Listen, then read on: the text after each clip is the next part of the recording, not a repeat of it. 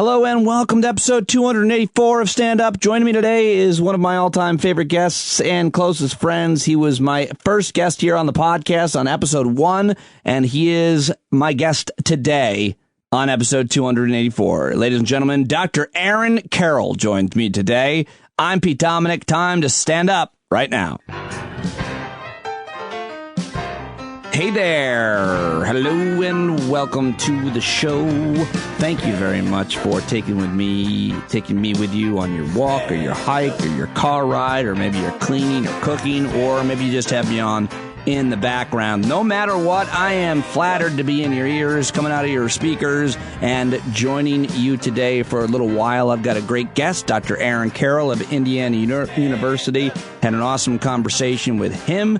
But first, of course, I want to get to the last 24 hours in news, a news dump, and then we'll get to Aaron. Also want to thank a bunch of new subscribers that have joined up over the last couple of weeks. Remind you that it is Thursday, which means 8 Eastern. I will be hosting the Stand Up Happy Hour Hangout. I mean, it's on right now, but I am taking most of the day off, so there probably won't be a show tomorrow because I'm taking the girls skiing. Yep, we're headed up to Hunter Mountain. Going to meet up with my brother. If you're anywhere near the Catskills, maybe you can ski with us, COVID safe. Of course, no kissing on the chairlift. So I'm really excited to be doing that today. There's nothing I enjoy more than being with the girls, and skiing is pretty much my favorite thing to do. So I'm pumped to be doing that. I hope you're finding some joy and purpose today, this week, and in your life in general. Thanks very much for reaching out to me, sending me your pictures of vitamin N, your thoughts on all things that we're talking about as we try to figure out what the hell is happening in our world and in our country and in our lives. Remember, don't get too affected emotionally by the moment-to-moment news cycle. Think more about what's going on right around you and how you can affect that. And it's often a way to feel better about things. That's my little advice for today. And this is a daily podcast, and every day I want to grow and learn with you, talking about the issues that impact us the most. Obviously, there's always a lot of political stories, but there are health issues and economic issues and climate issues and psychological issues and financial issues, and we're always talking about all of them with our experts every day, and I always want to hear from you. I always considered this our show. So let me know, drop me a line, and I hope to hear from you. standupwithpete@gmail.com. Those of you that are supporting me with a paid subscription, thank you very much. Really appreciate every single new subscription that comes in, and I will read those names at the end of the news and before Aaron Carroll coming up. Shout outs, everybody. But first, let's get to the last 24. The political story yesterday certainly did seem to be the future of the Republican Party. How is the Republican House Caucus going to handle this crazy conspiracy theorist and racist and anti-Semite that they have elected into their ranks? Were they going to censure her? Were they going to minimize her roles on committees? And what about Liz Cheney, who supported the impeachment of the president, who she said incited a riot? Who is going to get punished? Who is going to get elevated? It's upside down, bizarro world in the Republican caucus. Reports were that when they met behind closed doors, Marjorie Greene Taylor Greene, whatever the hell her name is, got an actual standing ovation from at least half of the caucus. And then, of course, Republicans declined to remove Marjorie Taylor Greene from her committee spots. But Democrats are now going to take it up in their own hands and have to remove her from her powerful committee positions. How did she even get there? How did we get here is the question. Well, one person who made an effort to answer that, and I think eloquently did, was former Republican Matthew Dowd talking to former Republican Nicole Wallace on MSNBC. Marjorie Taylor Greene is a symptom of a bigger problem, and that's why it's taken them days or weeks or months to even deal with this. Because Marjorie Taylor Greene represents a significant portion of the Republican base today. The QAnon is not some insignificant part. It is a significant part of the base. And when you have that, and that's why they seem compromised between principles and conspiracies, they're unable or they're immovable to do anything about it. So they may strip her from committees. They haven't solved the problem at all. My guess is she goes back down to Georgia and takes it like it's a badge of honor among all her QAnon peers that this is what happened in Congress. This is what happened up in Washington, D.C. But there's a fundamental problem that the Republicans still seem unwilling to deal with, which is a part of their base that wanted to nullify an election and uses conspiracy theories in political discourse. And they, as of yet, Nicole, have not dealt with that part of the problem. I really like that commentary, and it got better, even better from Matthew Dowd when Nicole Wallace, and by the way, both of these people talking are former Republicans, conservatives, and Nicole Wallace on MSNBC asking Matthew Dowd, how did we get to a point where we were supporting conspiracy theorists who were also supporting violence? How did we get here? And Matthew Dowd's answer is profound and concise and so dead on. I loved it. Here it is. Well, that's the real problem today, Nicole. I mean, we're in a situation, you can't make a deal with a drug cartel, right? You can't make a deal with the drug cartel unless the drug cartel stops producing drugs and stops trying to get people addicted to the drugs. The Republican Party right now, because of these conspiracy theories and because of all these things they pushed, they want to come together and work with the Democrats and work with Joe Biden and do all of this and say, ignore everything that's happened before. And you and I think, have talked about this before. We have faced this in the history of the world. This idea that you calls to unity and calls to reconciliation before you get to truth and accountability. I'm of the mind it doesn't matter how Donald Trump gets punished. I think in the end, enough Republicans are going to vote not to punish Donald Trump. They're going to stand by Donald Trump unbelievably in the midst of this, in them trying to overturn an election and pushing an insurrection. But I think we've had this time in our history before where we didn't do that, and that is Reconstruction. Abraham Lincoln had a vision. And Abraham Lincoln was killed. And then, interestingly, in Abraham Lincoln's 1860 election, the reason why we got into a civil war was because a number of states, about a third of the country, wanted to nullify that election because they didn't like where he was headed on slavery. Because we didn't follow through on Reconstruction. We didn't follow through and demand truth, demand accountability. It took 100 years before the vision of Abraham Lincoln of all men are created equal and all women are created equal to get to the 1960s when we had the Civil Rights Act and the Voting Rights Act. And you can draw a straight line, Nicole, a straight line between our inability to deal with that at a time and ignore it and all of this idea we're going to have to unify and we're not going to get to the truth between Emmett Till, the lynchings, Jimmy Lee Jackson, the death of Medgar Evers, the death of Martin Luther King, the death of the 4 young girls in the 16th Street Baptist Church. And I will add the death of Heather Heyer in Charlottesville. That is a line because we never dealt with what was really fundamental, which there is a segment of our population that doesn't believe all men and all women are created equal. And therefore they believe they can do anything to maintain what they believe is what they think is real America. And we've seen this before. All of these jumps to accountability, all these jumps to reconciliation and unity skip over the most important part, which is truth and accountability. Such great points by Matthew Dowd on MSNBC yesterday. Truth and accountability. I've been saying that and thinking that for weeks now. As long as Donald Trump doesn't admit that he lost the election and all of his Republican supporters in Congress also don't admit and continue with the big lie, we don't get anywhere. We can't get anywhere with them in Congress. Now, let's stay with MSNBC. I want to play a clip from Mehdi Hasan's show where he talked about the false equivalency that so many in the media make by saying that the both sides are extreme, both sides are this or that. He opens this rant. Well, during this rant, he played a clip of Marjorie Taylor Greene and then made this point. It starts with her. Listen. If this generation doesn't stand up and defend freedom, it's gone. Yeah. And once it's gone, freedom doesn't come back by itself. The only way you get your freedoms back is it's earned with the price of blood. Even the furthest left Democrat has never said anything coming close to any of that. So yeah, I expect Republicans and Fox News to indulge in bad faith whataboutism nonsense, but the rest of the media shouldn't be playing along, shouldn't be doing a both sides dance when it comes to a person like Greene. So say it with me. There is no equivalent of Marjorie Taylor Greene on the Democratic side. There is no equivalent of Marjorie Taylor Greene on the Democratic side. There is no equivalent of Marjorie Taylor Greene on the Democratic side. And if saying that hurts your sense of neutrality or impartiality, if that undermines your attempt at journalistic bipartisanship, at both sides coverage, well, tough. To borrow a phrase, facts don't care about your feelings. Love it. Mehdi Hassan on his show on MSNBC. You know, Marjorie Taylor Greene is a lot of things. She's crazy and racist, and she hates Muslims, but also the anti-Semitism. I mean, they're all bad. They're all getting a lot of coverage. All of her comments should, but I just want to focus on the anti-Semitism for a moment.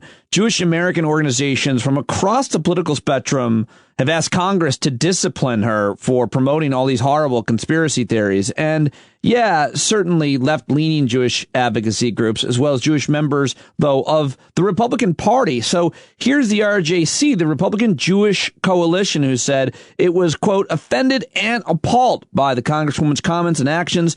The RJC said it had opposed Greene when she was campaigning in her primary because of her offensive language, her promotion of conspiracy theories, and her refusal to admit she made a mistake in posing with a white supremacist leader.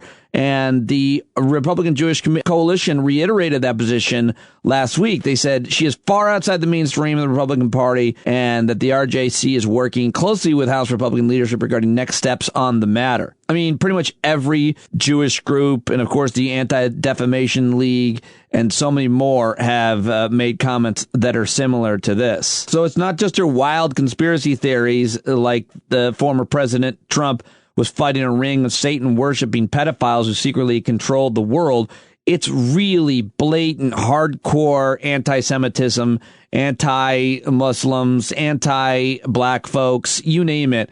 And it's overt, and she's getting standing ovations for it. They are out, and they are proud. Elie Mystal tweeted at EllieNYC, at this point, Marjorie Taylor Greene is basically like, let's just do the bigotry and be legends. And Republicans are buying tickets to her party. Ari Berman tweeting, House Republicans are voting to punish Liz Cheney for protecting American democracy and giving Marjorie Taylor Greene a standing ovation for inciting a violent coup to subvert it. Our friend Bill B. in D.C. was on the show Monday. The great irony of this moment is that the anti-majoritarian GOP is currently being held hostage by its most extreme vocal minority. Amy Suskind, I can't overstate how helpful Q Marge is for us in the midterms. Does this help or hurt Democrats? Norman Ornstein, former Republican, said, if anything defines today's Republican Party, it's that Marjorie Taylor Greene got a standing ovation inside a House GOP conference. A standing ovation for a QAnon conspiracy theorist, anti-Semite seditionist. Adam Parkhomenko tweeted, we're going to get takes about how the real Republican Party is still alive and salvageable, and then tomorrow they're all going to vote to keep a racist lunatic who harasses school shooting victims on the Education Committee. So there is just some reaction from smart folks who I respect and read and follow about Marjorie Taylor Greene and what's next for her. We will see. There are other stories and news and things that matter more, but I think that this is a big deal. We can argue about the attention being paid to her, but I think it's important because she is symbolic of a huge portion of folks who identify as Republican in our country today, and it's something that we're all having to deal with in many different ways.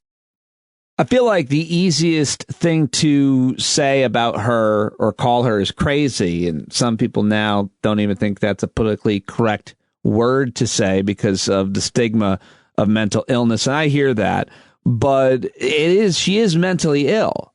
I mean, I don't know. I mean, we talked with Stephen Hassan yesterday. I mean, this is a mental illness. They are members of a cult. I mean, if you said, I think we got to commit Cousin Marjorie to a mental ward, and people knew Cousin Marjorie or Sister Marjorie, whoever she is to them, they wouldn't, I don't think they'd be surprised. I think they'd be like, yeah, She's really got some serious issues, some serious mental issues. That's what we're dealing with here. It's not like the racism and the anti-Semitism and the bigotry and all that. That's not new. I mean, that's commonplace in the conservative movement throughout the history of this country. But the buying into and believing these impossible to believe conspiracy theories, like it's possible to believe all kinds of different things around the assassination of JFK. I think that's possible around 9/11, these massive things where there's so many moving parts and so on. But, these things are investigated.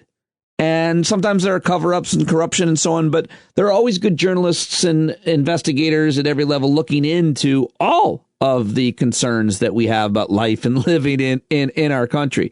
But the Jewish space laser stuff and the Satan stuff and the drinking blood stuff and the taking Joe Biden's face and swapping it with Donald Trump stuff, like that's mental illness.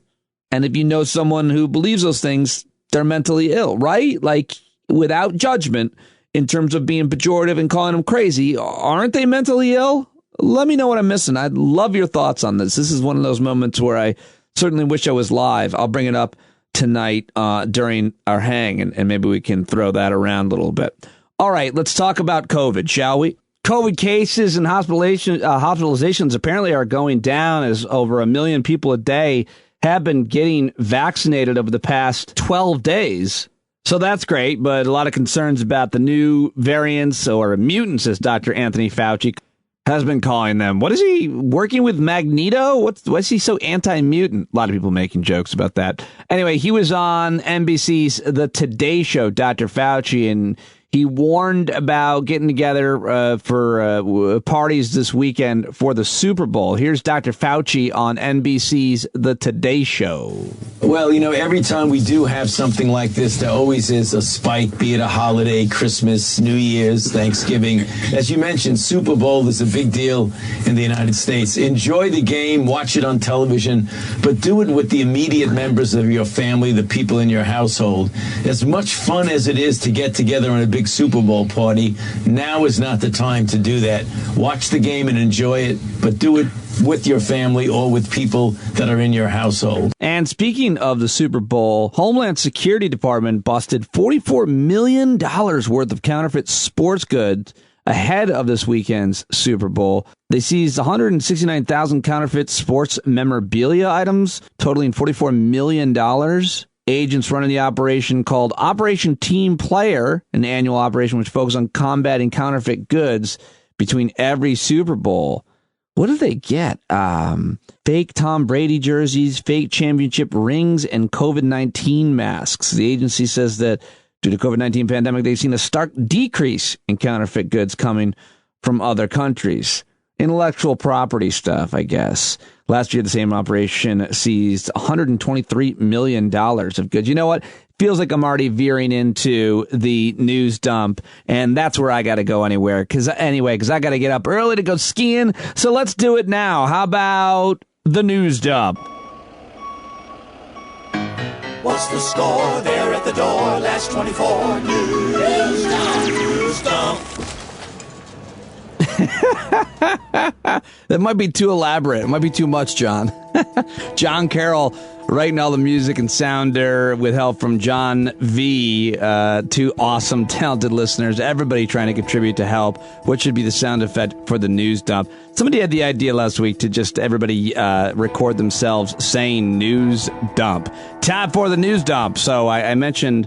They said I should mention it on the actual show. So here I am saying that. Email me yourself saying something about the news dump, and it'll be fun, and I can keep rotating them. standupwithpete@gmail.com. All right, here they are, the headlines that aren't COVID, aren't political, but are important in rapid fire. All right, let's start in Nashville. I actually think this is an interesting and important story to mention. There's a country music star. His name is Morgan Wallen, and on Sunday night, he came home with his friends, and he walked up his own driveway, and he's with his friends. He's being loud, and he started hurling all kinds of profanities, including the N-word, and it's all on video. And So he appears to stumble toward his house. This is TMZ that has a story, and he tells someone to watch over a guy in his group. So he's well-intentioned here. He says, take care of this pussy-ass motherfucker, and then goes on to say, and says, take care of this pussy-ass N-word before heading in. So he's telling someone to take care of somebody, but he calls them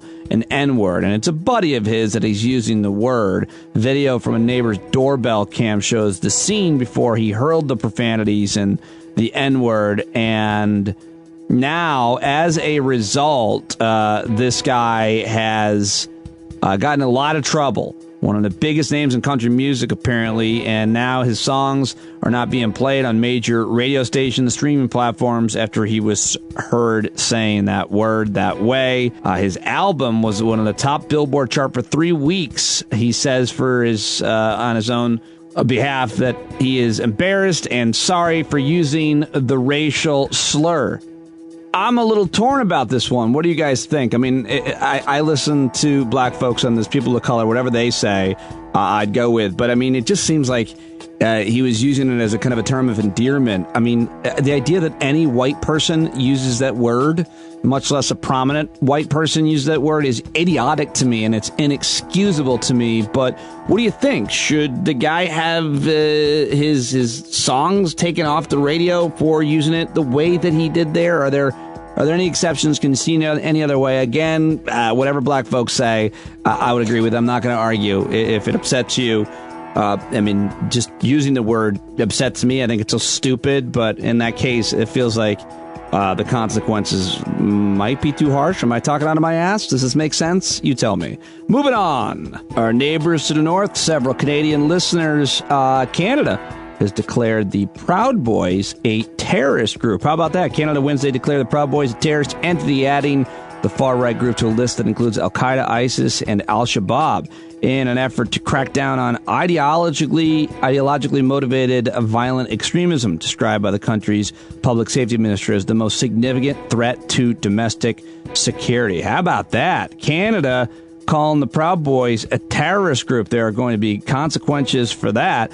Designation as a terrorist group carries financial and legal consequences. Police can seize the property of its group or members.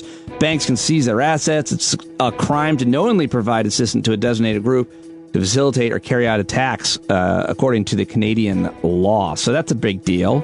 Did you know that the Olympics, the Winter Olympics, are supposed to be in China, Beijing, in February of 2022? Well, a coalition of 180 human rights groups Wednesday called for a boycott of the Beijing Winter Olympics, tied to reported human rights abuses against ethnic minorities in China, according to the Associated Press. The coalition, composed of groups representing Tibetans, Uyghurs, Inner Mongolians, residents of Hong Kong, and others, issued an open letter to government calling for a boycott to, quote, ensure that they are not used to embolden the Chinese government's appalling rights abuses and crackdowns on dissent. Rights groups have previously asked the Swiss-based International Olympic Committee to move the Games from China, but the IOC has largely ignored the demands because they're coming from Tibet.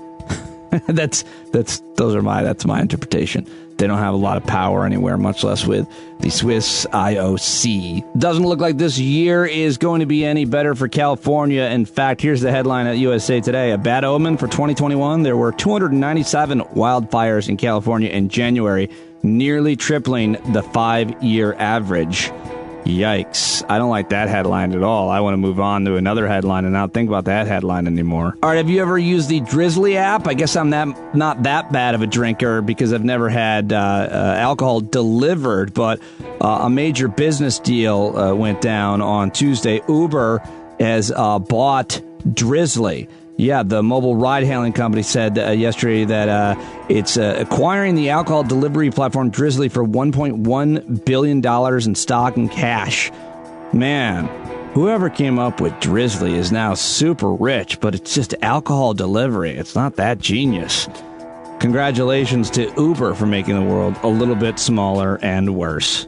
SpaceX rocket crashed. I feel like I read that headline a lot and explodes on the landing. The second Starship test flight ended the same way the first did. SpaceX's full second flight of its futuristic bullet-shaped Starship ended in a fiery jet crash landing Tuesday, according to the AP. The Golden Globes were announced on Wednesday by Sarah Jessica Parker and Taraji P. Henson. And I don't know, what am I going to do? Go through them? I guess I just wanted to mention that they are announced. They're usually the first big award show of the Hollywood award season, which ends, of course, with the Oscars. But apparently the Golden Globes are going to be held bi-coastally this year. Tina Fey is going to host from New York. Amy Poehler will host the awards from Beverly Hills Hilton. And then the nominees are going to appear from locations around the world. Looks like fun if you like award shows, which I don't. All right, and that is your news dump. Coming up in a minute or two, my conversation with Dr. Aaron Carroll. But first, I want to give shout-outs to all the new subscribers here on Stand Up, which I could not do without your support. The show is growing every day. I'm getting awesome guests to join me every day, usually 2, and they're sharing the show and talking about the show and giving it credence and credit, and this audience just keeps growing, and the subscriber base is growing as well. And I want to give shout-outs to all of the new subscribers who joined in the last, I think this is about 10 days or so. Let's see, where did I end last time? I think it was with Tony Page, who became a $25 subscriber, so maybe another shout-out for Tony. Thank you very much, Tony. That's awesome. Nina Piper became a $15 subscriber, or resubscribed. Something happened there. I forget, Nina. It's so good to have you. Such a great part of our community. I want to thank Steve K., who just became a $10 subscriber. The Garage Artist subscribed for $10. $25 from Jody Marie Miller. Hi, Jody. Thank you so much. Let's go to LM, who subscribed for $10. Mark Lawler just became a $100 subscriber, I think for the second time. What is happening? Mark, I love you. You know that. You're the greatest. So great to have so much of your support. Ryan Walter is a $5 subscriber. Bobby just became a $5 subscriber. No last name, it just says Bobby. Damian Gomez is a $5 subscriber. Hi, Damian. Conrad Zink signed up to be a $10 a month subscriber. Hi, Conrad. Thank you very much. Heather Smith subscribed for $7. I didn't know that was a tier, but I'll take it. Thank you very much, Heather. Siri Along, who was a guest on the show, then became a $5 subscriber. Hi, Dr. Alang. Thank you so much for supporting me on the show. Look forward to having you back on the show. Francis Gray signed up for a $5 subscription. Troy Feltis signed up for a $10 subscription. He and I have been going back and forth because he wasn't getting the morning email, but he is now. Thank you, Troy. Alex Rosano just signed up for a $10 subscription, and so did Corey Nathan, whose podcast I'm going to be on next week. $10 from Corey, who's a longtime listener. Thank you, Corey. David Stern signed up for a $5 subscription. Corey Monroe for a $7 subscription, as well as Matthew Hansen signed up for $5. Megan May, Dr. Megan May, now a supporter subscriber and a guest. $10 from Megan. $25 from Craig Oxendine. Craig, thank you so much. That's awesome. Dave Green signed up for a $5 subscription, and so did Adam Ishikawa. Hello, Adam, and hello, Dave, and thank you all very much for your subscriptions. I hope to see you tonight at the stand-up hang. There's always new people that are joining us, but I'd love to hear more from you. If you're a new subscriber, tell me about yourself. I'd like to learn about yourself. Also, my new idea, who can help me with this?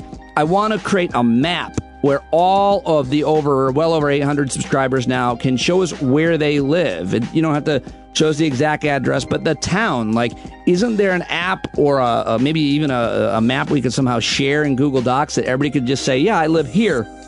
Because at some point, I want to go on tour. I want to come meet you. I want to get to know you and your family and hang out and do shows from your house and sleep on your couch and hang out with your dog and get to know you. Like, I love this community, and so many of you and I have become friends and friends with each other. And I want to know where people live so you can also connect with each other. So if anybody has an idea of how we can create and share a map, I'll bring that up at our hang as well. What a wonderful community that we have built. I'm so excited for all the new subscribers. Thank you so much. You can always edit your pledge upward, which several of you did this month too, and pay more to support the show, which is 5 days a week, closer to 1,000 subscribers every day. My ultimate goal is 3,000, but we'll see where it goes. All right, let's get to my guest today. It's Dr.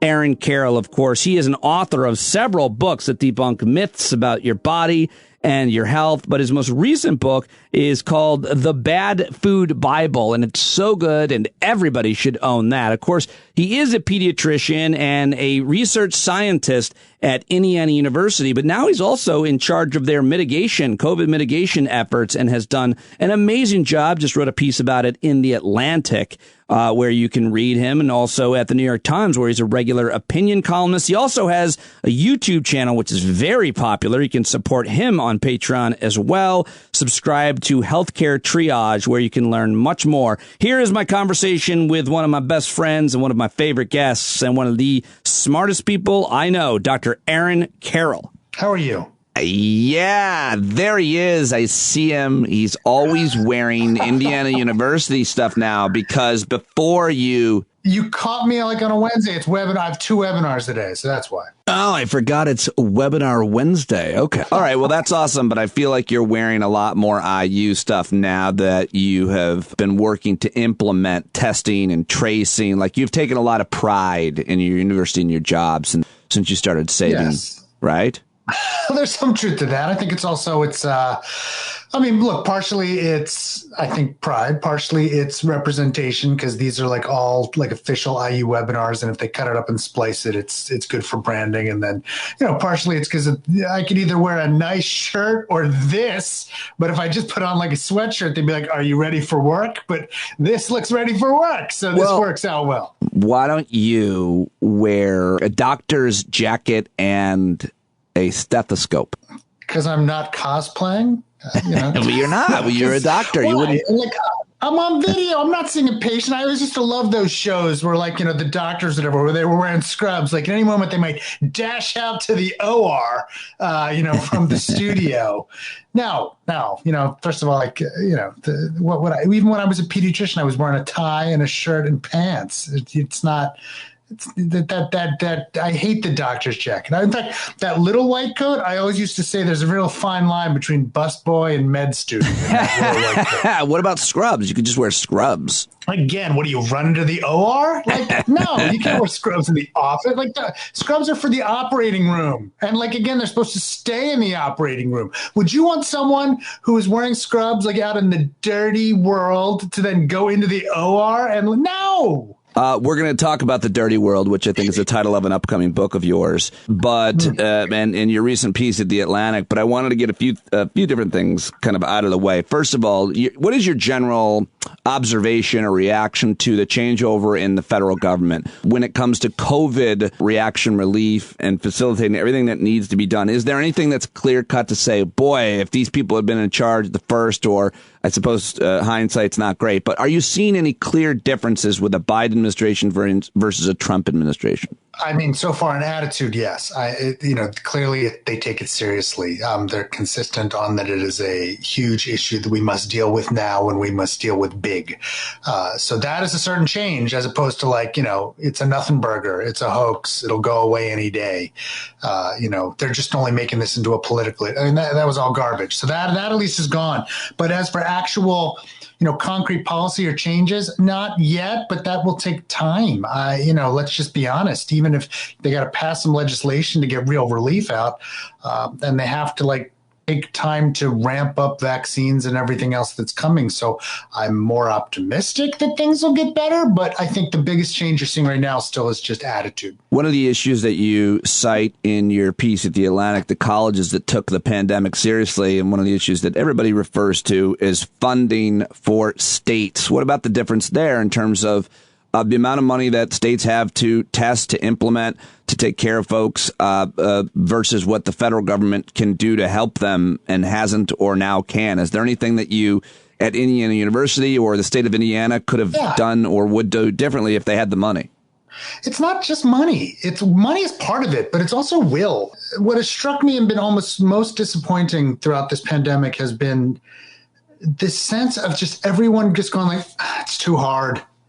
It used to be that America took pride in this can-do attitude. Like, even you could say it's free market. We're going to figure it out. But that there was nothing that we couldn't do, or that there was nothing that we couldn't overcome. And I have been struck over and over again, whether it was at the beginning getting, protective equipment out to healthcare facilities, finding ventilators, then with just symptomatic testing, with asymptomatic testing, with masks, with pauses, or, if you want to call it like lockdowns or shelter in place orders, whether it was now even vaccines, everything is just like, oh, it's too hard. It's not possible. You can't do it. And I even saw that when we talk about schools, people are like, oh, we can't do it. It just can't be done. And I'm dismayed that there just isn't this, why can't we? Like, why? And this, in my world, it came up most with testing, where over and over again, when we were pushing for more and more and more testing, and then even massive asymptomatic testing, we were told again and again, like, you just can't, it's too hard. Like, it just can't be overcome. It'll cost too much. It just, I remember we've even talked about before. I remember talking to Paul Romer back in, March or April. We even had him on our YouTube show, and he was advocating that we need we need to test everyone in the United States every other week, like just huge amounts of testing. And people are like, that can't be done. It's not possible. And he was like, why? I don't understand. Like, we can make a bazillion cans of soda every day. Why can't we make tests? And it took that to heart. And so I think one of the prevailing messages constantly in the media is like that we like to highlight where things go badly.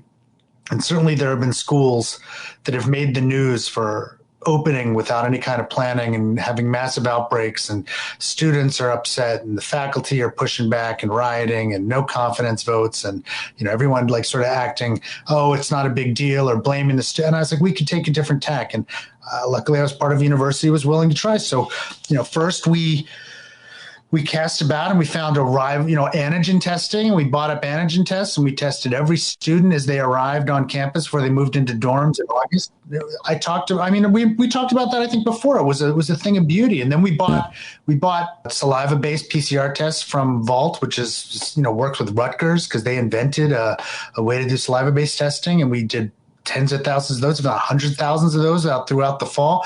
We stood up labs on our own campus. We worked with University of Illinois to adapt their, much cheaper, much faster PCR methodology that we now use in our own labs. We modeled stuff off of what Cornell was doing, Purdue in our backyard, stood up a lab before we did and sort of showed the way. And so now we've got 3 labs going. We're planning on, right now we have students arriving back. We're testing again every student in Congress living with an antigen test, confirming with PCR. In the background, we're running 25,000 PCR tests a week, just constantly doing asymptomatic testing on our constituents. Starting next week, we plan to do 50,000 tests a week. We have like 100,000+ constituents. We are testing them like mad, just trying to find all COVID before we can. Our positivity rate, I think last week, or prevalence on campus was 0.3%. Wow. But this isn't because we're not testing enough. We're testing like 20,000+ people a week. And it's really in the ground. Our arrival testing positivity rate's been incredibly low. And we hope to keep it there. And it's a model. It's like, we spent probably back in the envelope calculation, probably over the course of the year, something like $700 a student. Yeah, I saw that in your piece, and I thought, I mean, I don't know anything about budgeting or the actuarial, but you're paying a lot more as a student of any college university in the country. If it costs $700 a month to cover all of the things that you're talking about here at IU, that seems like a great bargain. Well, elsewhere, if we're talking about, okay, we need to get all Americans, what we're arguing between like $2,000 check or an $800 check or whatever. It's like, well, why couldn't they just budget in $700 a person and, push this thing into the ground? Like, why can't we have this level of testing? Why can't we have this level of contact? And I should also argue, it's not just testing, it's contact tracing and isolation. I wrote an article back in, I want to say April, where I was talking about how other countries were handling COVID. And at the time, I wrote that Singapore had a commitment that every time they had a positive case, they said 2 hours is how long it would take to sort of contact trace it and finish it up. And at the time, I was like, 2 hours? That's insane. Right. Like, we can't commit to anything like that. The median time to close a case at IU in the fall was 1 hour. That's huge. Like, we blew past that. And I'm like, but it was like, I was led to believe again, it's too hard. It's impossible. It can't be done. And it's like, why? So I'm not saying that IU is perfect. I'm not saying IU is the only school that did it. But certainly there are lots of, and in fact, there are lots of schools that have done a really good job. But we're always focused on it can't be done. Look how badly they did. Bam, yam, yam, yeah. And, so I was trying to write the piece so that I could say, lots of schools have also shown the way as what's possible. And maybe if we paid a little more attention to some of those efforts, we could try to take what they've done and translate that into the real world and replicate it. If we can do it here for 100,000 people, why can't a town? Why can't a state? Why can't states invest in this kind of, massive testing infrastructure and figure it out and get it done? It's not magic. It's not luck. We just figured it out. Yeah, and mostly by putting into play the playbook that epidemiologists have called for all over the world, but too few states and governments or the country's not willing to do. We could do it. You know who you sound like? With all this, it's not hard. You sound like John F. Kennedy in 1962. We do these things not because they are easy, but because they are hard. Hurrah. You just wanted to do your Kennedy. That's really all I wanted to do. But it's true. I mean, there is a lot of truth to it in terms of there being a challenge. And I think it comes back to just the way our society is. And we're so much more about the individual and not the collective. It's like, no, we can do it if we work together, if we talk it out, if we work together, if we use best practices. It's not going to be easy. Nobody said it was, but we can do it is the point. Well, it's not even just that. It's like we also invest in massive people power, contact tracing. All of our event staff runs, everything for our testing. But on top of that, we communicate madly. Like we joked at the beginning, but I do a weekly webinar every Wednesday, open for all IU. Throughout the course of the week, we also do, tons of it. I have 2 webinars today. One with I can't remember who the second one is with, but the first one is my general IU one. Then I sit there for an hour, like I used to do on your show for the ACA. All questions, doesn't matter. Let's just talk about COVID and what we're doing. And that kind of sort of openness and constant communication builds up a level of trust. So it's like we don't dodge the questions. Why are we doing this? I explain why. Why are we afraid? What are we afraid of? This is what it is. Why have changes? Why is it going up? Why is it going down? Why do we do this? Why do we that? We answer the questions, and we're always there. Week after week, open and transparent. There's nothing being hidden. We show every single case, test, metric on our dashboard, which gets updated every week. You can look at any campus, see how many people are in quarantine or isolation. Like we're just totally open about this because we are all in this together, and there's got to be a sense of shared sacrifice so the whole thing falls apart. Well, if you're open to answering any question, even the ones that annoy you, what do you think about the theory presented on Real Time with Bill Maher by 2 people who are married, a biologist and evolutionary theorist, a guy named Brett Weinstein, a woman named Heather Hine, and you can look them up and look at their past. And, he's part of the, quote, intellectual dark web and so on. I'm not sure. This was really disappointing to see, but I don't know how to talk about it. But basically, their conclusion is that the virus originally came from a lab in China, and that's 90% chance that that's what happened. And more importantly, the reason why that's important is how the vaccines will react to it. If it was man-made versus if it was naturally occurring. And as always, these are people who make convincing arguments until you talk to somebody smarter. And in my opinion, you're that person. What's wrong with that theory, and why does it matter? I don't know that that's true, first of all. So, if you want to do this kind of investigation because you think China should, pay some kind of price, I get it. But, for now taking care of it, I don't know that it matters for making vaccines if it was made in a lab or not. Like, we're making vaccines and we've got vaccines that work. Like, what are you going to do? It doesn't seem like incredibly conspiratorial that this coronavirus came out of China. So did SARS, I think, come out of Asia. It's just there are certain factors that make it more or less likely for these kinds of transmissions to occur, and for, whether or not proximity to certain animals and how it works. But I've heard the theory. I've heard lots of theories. I've not yet been convinced by science or by, solid evidence that this is something that we should think about it. Again, it's like, why? That would be really what I get down to again. It's like, why? It's like, it's the same conspiracies. Well, doctors are hiding from you the treatments for cancer. And I'd be like, why? Give me a good example. Why would they let their own family members die? Like, what was the lab doing? Like, trying to make a virus that would then kill tons of people in China, or, where it originated and it started and it caused huge problems. I don't know. But, again, it was, you and I have discussed this before. Bill Maher likes this kind of stuff. He also likes to have on guests who are anti-vaccine. And that is when we lost our connection during our conversation. But we got back on, and I just moved on to a more important question, and here it is. You have been making some awesome videos on your YouTube page, Healthcare Triage, and it must be annoying to answer those questions anywhere else because you might just want to be like, will you just go watch the videos? It's all there. Nonetheless, I have to ask you first of all, about reinfection, because you have a great video about that's getting a lot of attention. Can you get reinfected with COVID if you already had it? Well, yes. I mean, this is the thing I think people don't recognize is that immunity is not 100%. There are people often, people get reinfected with common viruses. It happens. Like, your immunity is not guaranteed. Even, vaccines, like, people freak out because, like, they're like, oh, this vaccine's only 95%. And I'm like, 95? The polio vaccine was only like 60% effective when they came out with it. And we freaking eradicated polio. Like, it doesn't have to be guaranteed. Some people will get reinfected. Now, the good news is it's usually later. It's not soon after. But even then, sometimes it's soon. Now, what we've seen with COVID so far is that there's not a ton of soon reinfection. The fact that cases once in a while make the news is good because that means they're newsworthy and we hear about them. But, the vast, vast majority of people are not getting reinfected for like at least 90 days, if not more, because that's usually what the CDC is excusing them for. But, there is some immunity. How long it'll last, we don't know. I think with SARS, people thought 2 to 3 years. But coronaviruses in general, we don't usually have lifelong immunity. I mean, that's why the cold exists. What we consider the common cold is coronaviruses. And we get them again and again and again because our immunity is not forever. But they don't kill us. In fact, colds in general, we're just like, nah, colds. That's why we don't care.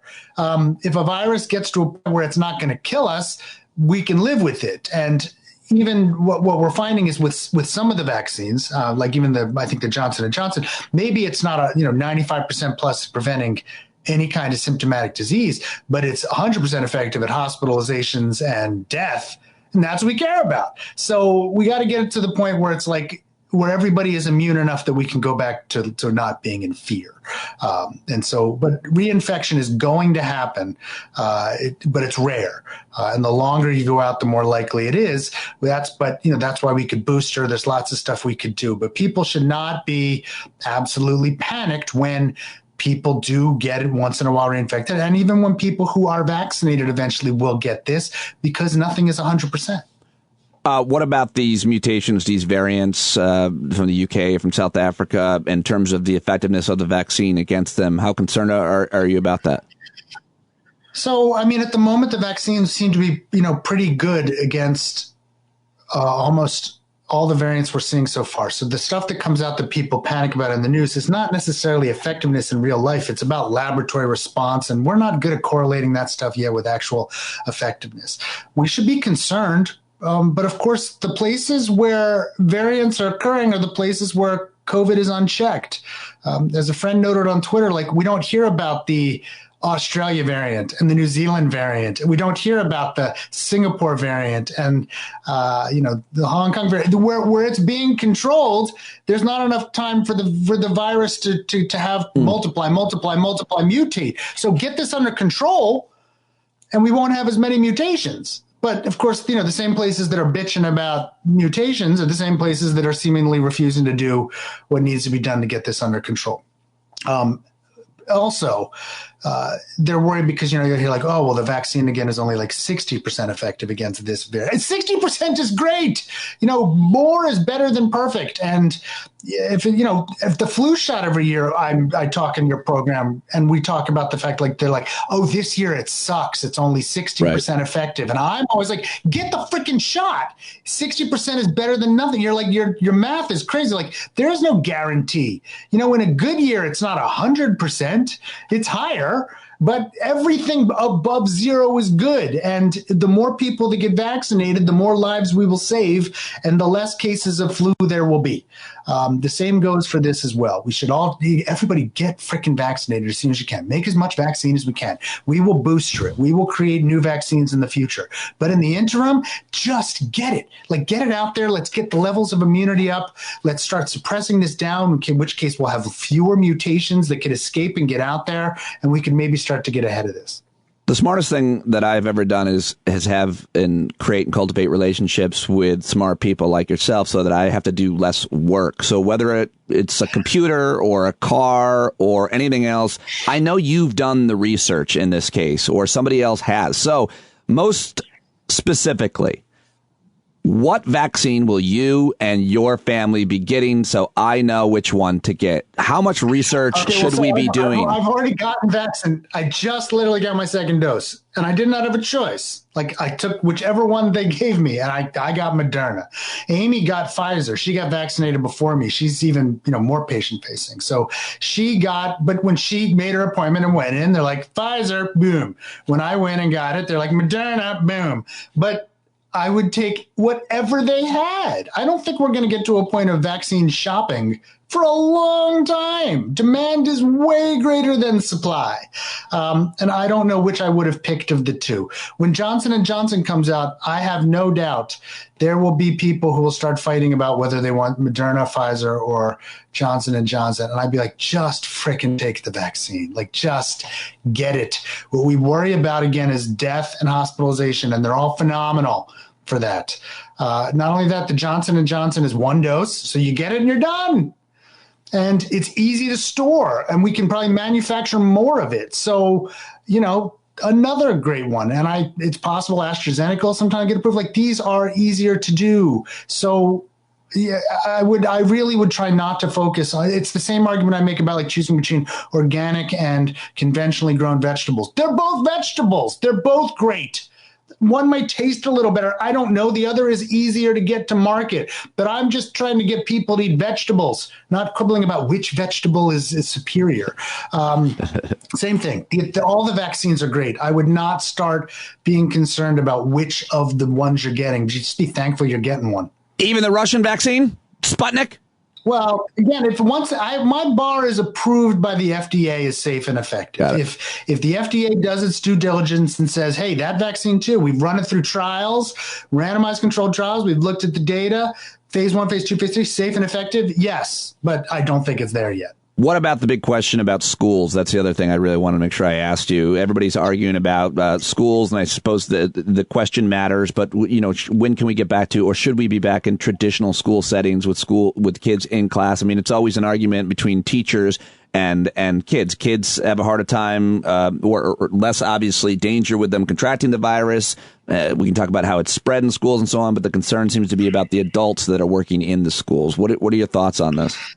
This is a fascinating question to me because this is laid bare for me in a way that I had never before appreciated, even though I've lived in Indiana for like almost 18 years now, how blue state America has no idea what's going on in the rest of the world, in the rest of the country.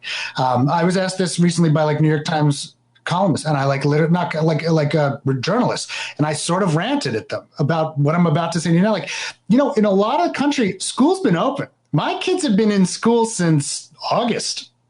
Now, they're in hybrid school because the school did a great job in making it safe by incredibly dedensifying it. So, Sydney and Noah are in classes of like 11 to 15 people as opposed to 30, so that they are all spaced, universally masked. The bells are coordinated so that they're not all in the hallway at the same time. Lunch is basically spread out almost the entire school so that they eat either at a table of one or a table of two very far apart from each other, like at a long table at the ends. They're careful about everything with hygiene and going to the bathroom. And so it's like they've had almost no transmissions in the school. Have transmissions occurred? Sure. At parties, at gatherings, outside of school. But inside of school has been incredibly safe. And our positivity rates are way higher than what you would tolerate in New York. Like, you would freak the hell out. Can you curse? I assume we can curse on this one. I was going to say, you can freak the fuck out if you knew what the positivity rates are that we let kids go to school in. Now, Teachers are rightfully concerned about being environments that are unsafe, but it's the same argument I make about IU. We'll mask, we'll ventilate, we'll put you at the front. No one will be a close contact so that even if someone's infected, no one's a close contact. There should be no transmission. You could even, put levels of that. But again, it's not are schools safe or not. It's not binary. Schools can be safe, just like colleges can be safe or colleges can be unsafe. You got to do the right things. But what again, it's going back to what we talked about at the beginning. In so many parts of the country, it's like, well, it can't be done. It's not possible. It's too hard. We're just going to wait until this is gone, or at a positivity level that is 2%. I'm making up some low number. And I'm like, what does that even mean? Positivity rates aren't just a measure of prevalence, which is what you really care about. They're also a measure of testing. If you're only testing small amounts and you test only the people who are sick, of course your positivity rates are high. Your pretest probability is high. What you care about is your asymptomatic rate, your prevalence. You want to know all that, which is why we do so much asymptomatic testing at IU. But no school's doing that. The East Coast isn't doing that. You've just set arbitrary positivity rates, at which point you declare schools safe or unsafe. What I'd really be focusing on is what measures can you take in the school to make it as safe as possible, in which case transmission should be reduced to a very small amount. Now, the response I usually get from East Coast people is that's too hard. Kids won't do it. They won't mask. And I'm like, they're doing it right here. Like my kid's school, there's masked. We have nursery, schools open where the kids wear masks. Like I don't understand. And there's this sort of real screaming and yelling about whether or not we should let any kids back into schools at all. And I hate to tell you, but in huge parts of the country, kids have been at school the entire fall. Now, some have done it well, some have done it terribly. It's the same way I describe colleges and universities, but you can do it well, and you can do it well even when there's community spread if you're really careful and do it right. I have no problem. Also, if you want to vaccinate teachers first, if you want to recognize that they're high risk, I think schools are essential. I think that, that education absolutely suffers, especially since we don't provide what's really truly necessary for most people to have a phenomenal distance learning experience. It increases disparities because, of course, the people who are most easily able to adapt to an at-home education are the people who are doing great to begin with. Right. And those who are having issues to begin with because of structural racism and disparities that exist everywhere only have more trouble when we go to distance learning. And of course, it hurts the economy. It's impossible to work when your kids, there's a gazillion reasons, which I've written about, as to why we should argue that schools should be the last thing we close. Close the bars down, close restaurants down. And by the way, pay those people. Don't just make them suffer. There should be no large gatherings. Schools should be the last thing we close down. They're essential for so many reasons, but in so many places in the country, they're the first thing that gets shut down. Like, positivity rates are up, send all the kids home. Why? I cannot fathom why that is. Why do you hate teachers so much? I don't. I want to protect them like crazy. I want to install I want to spend vast sums of money to make them as safe as possible and well as all the kids that are in there. I want to create a very safe environment for them to work in. Okay. Well, awesome insights as always. Watch all of the YouTube, Healthcare Triage. Read his most recent at The Atlantic. Always read him in the New York Times. Last question. What makes you most outraged right now, most frustrated? Maybe that was it, the argument about schools. But is there any other thing that you're just screaming about? Why don't we do this? Why doesn't everybody understand this? You've always got a few of those that you share. I think it's honestly it's the theme of what we've been discussing, I think, all the time. Like, why is our knee-jerk response? It's too hard. It's too expensive. It can't be done. In the richest country in the world, with supposedly the untapped market, or whatever, the unlimited capitalistic spirit, why are we constantly saying it's too hard and it can't be done? I am baffled. In fact, more than once I've been in meetings this week, and this is when I see true leadership, where even my instinct is to be like, that doesn't seem doable, it's not safe. And, the leaders, without mentioning this, will be like, I don't understand why we can't bring the same kind of problem-solving attitude to this that we brought to testing. And all of a sudden I'm like, oh my God, you're right. I'm getting beaten back by like the world again. And I reach out to the people and they're like, yeah, you could do this and this and this. I'm like, you're right. This will be hard. It'll cost us some money, but we could organize it this way, create these structures, make it safe. I think that this would be totally fine. And then they're like, great, let's do it. And I'm like, that attitude, why? Where did that go? I used to feel like that was something Americans prided themselves on. And now it just seems to be, no, it's too hard. We do things that are easy because things that are hard are difficult. Where's the frickin' public health moonshot? Like, where's that? Let me tell you how many times I pitched that piece. I can't get it published. But where's the public health moonshot? Like, what blows me away is that in 2019, and this is where it's like crazy, I was invited to speak at the American Public Health Association on their keynote panel, which was the gist of it. I think something was like, is an ounce of prevention worth a pound of, or is a pound? I can't remember what it was. Basically, they were asking like, is prevention worth the money? And it was like, it was me and a number of public health people and officials and then like experts. And like, I was sort of the crazy person because the gist of what I was saying was like, I think this is just a silly question. Like why does public health allow itself to be bottlenecked into it's got to be cost savings? Why do we demand that public health like return more than we invest? We spend $3 trillion on healthcare and we never say I expect more for my investment than I get. We're willing to waste huge swaths of money on stuff that does barely any good when it comes to healthcare. When we even talk about cost effectiveness, we're like, oh, hundreds of thousands of dollars per quality saved. And then we get angry that we tried to put a price tag on anything like a metric of what good it does, that we should spend any amount of money for the most infinitesimal amount of good. And I'm like, in public health, you take like the scraps from Longshank's table and then, and are like, oh, thank you so much, sir. Though I really appreciate it. It's ridiculous. I was like, you should demand there's a cancer moonshot for $100 billion. Biden pushed forward as vice president. Where's our public health moonshot? Like, where is the $100 billion to fix public health? Because like we all think we can do this on nothing and the whole system is going to collapse. This was in 2019, in November. I was doing this keynote and, months later the world, collapses. But I'm struck by like back then, like fucking Biden's in office now. Where's the goddamn public health? You're about to spend $1.9 trillion. Put huge $100 billion into public health. Fix this. Prepare ourselves for the next crisis. Get this done. Why are we willing to settle for scraps? I have a lot of questions about that, but you think about the budget, our federal budget in terms of what we spend, it wouldn't be hard. But are there other countries that do this well? That have done this kind of moonshot for public health? Well, they might not spend $100 billion, but we're a $100 billion country.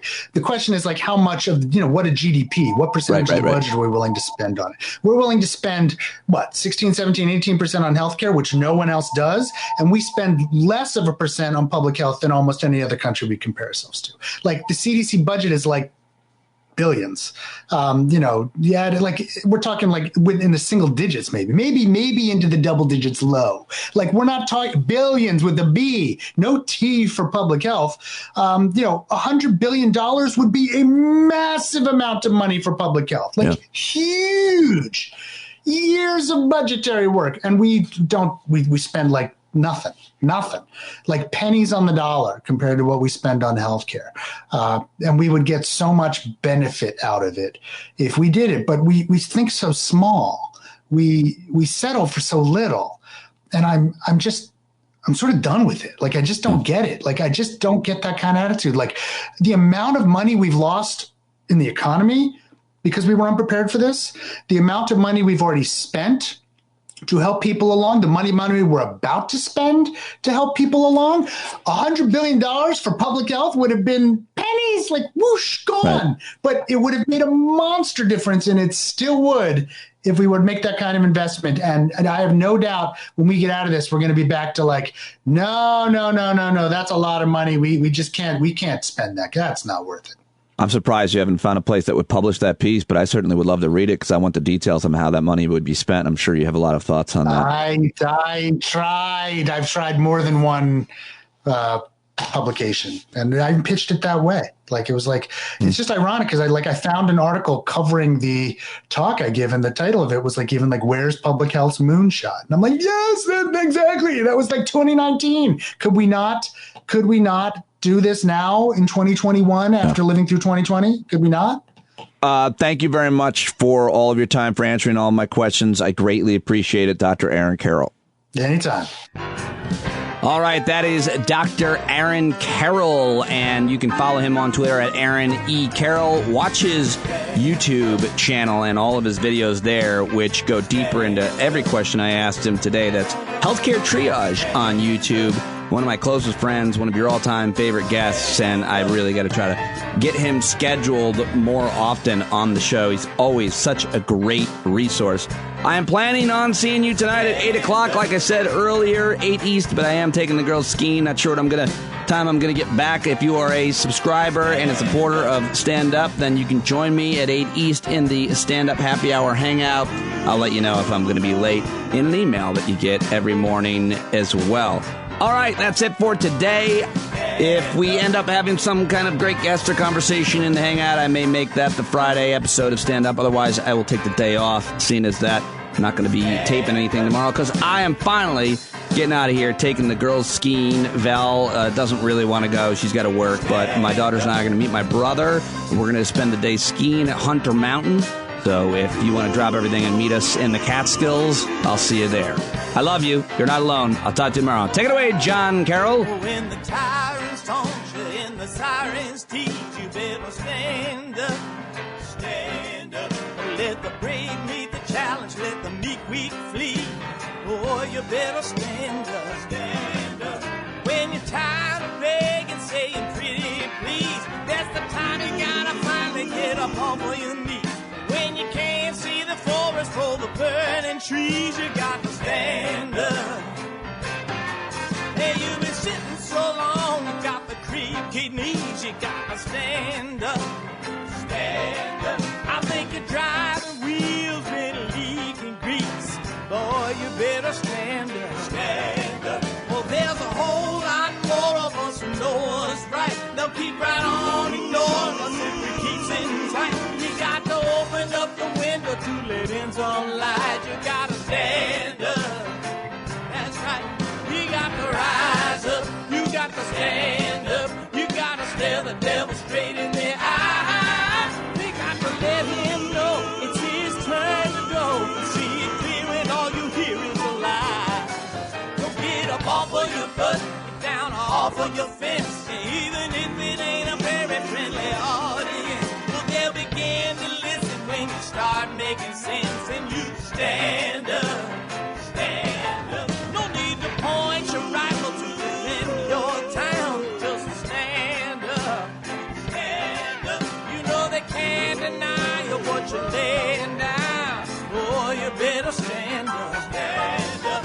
Show your face of every color, yellow, black, red, and brown. She's the place where every lost child will finally be found. There's only one thing to do before we stand our ground, and that's stand up, stand up. Well, the founding fathers saw the land for all. They had to stand up, they had to stand up. They had a keen imagination for a crystal ball, drawing all the plans of stand up. But all they had to go on was the time they were in, with other causes for laws, and since they weren't even sin, they knew that change was gonna come before the change could begin. They had to stand up.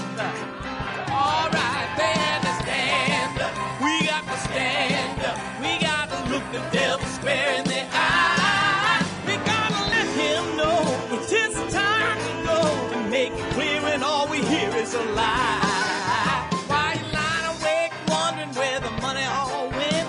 It'll be the cost of freedom that'll go unspent. You can see him flee the scene of that experiment if you stand up.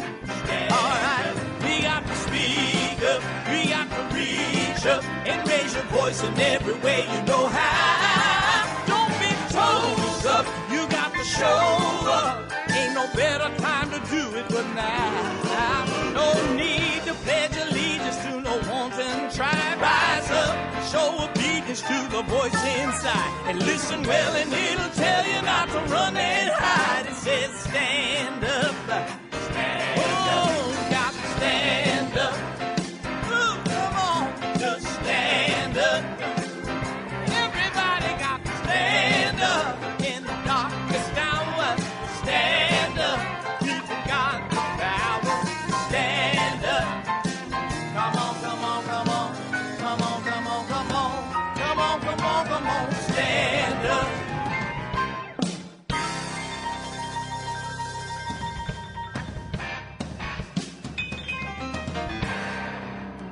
But why, some say, the moon? Why choose this as our goal? And they may well ask, why climb the highest mountain? Why, 35 years ago, fly the Atlantic? Why does Rice play Texas? We choose to go to the moon. We choose to go to the moon in this decade and do the other things, not because they are easy, but because they are hard. Because that goal will serve to organize and measure the best of our energies and skills. Because that challenge is one that we're willing to accept, one we are unwilling to postpone, and one we intend to win, and the others too.